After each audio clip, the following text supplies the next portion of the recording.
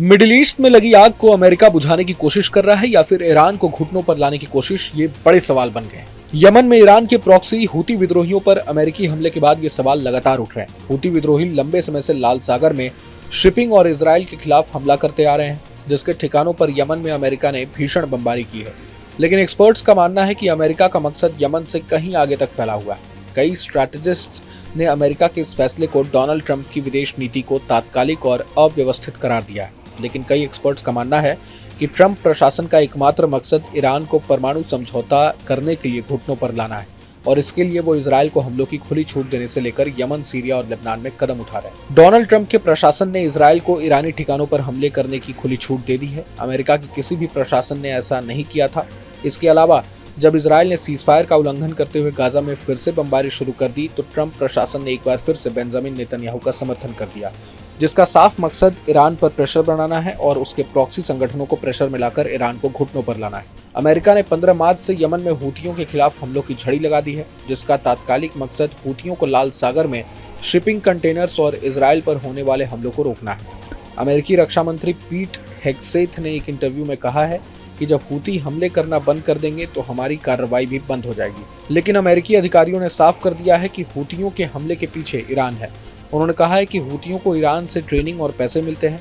खुद ट्रंप ने चेतावनी दी है कि अगर हूतियों के हमले बंद नहीं हुए तो ईरान को कीमत चुकानी पड़ेगी। लिहाजा हूतियों पर लगातार हमले और ईरान को चेतावनी देने का ट्रंप का मकसद उसे परमाणु समझौता करने के लिए मजबूर करना हो सकता है।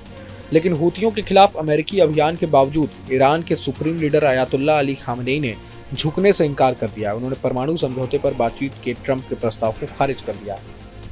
हूतियों के ठिकानों पर अमेरिका के हमलों ने डोनाल्ड ट्रंप की उस चेतावनी को सही साबित किया है, जिसमें उन्होंने कहा था कि अगर ईरान अपने न्यूक्लियर डेवलपमेंट को वापस नहीं लेता है और उसे बंद नहीं करता है और अगर देश परमाणु बम बनाने की दहलीज तक पहुंचता है तो अमेरिका और इजराइल ईरान के परमाणु स्थलों पर विनाशकाली हमले कर सकते हैं।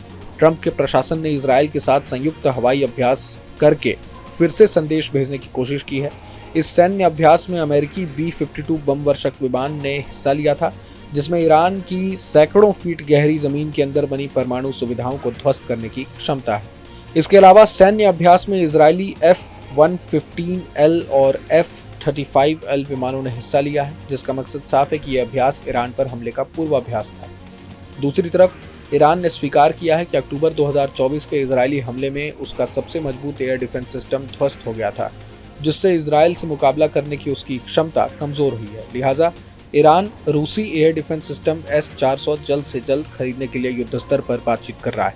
लेकिन रूस पहले से ही सप्लाई चेन की समस्या से जूझ रहा है और अभी तक वो भारत को भी S-400 की पूरी डिलीवरी नहीं दे पाया है, जिससे ईरान को रूस से झटका मिलने की आशंका है।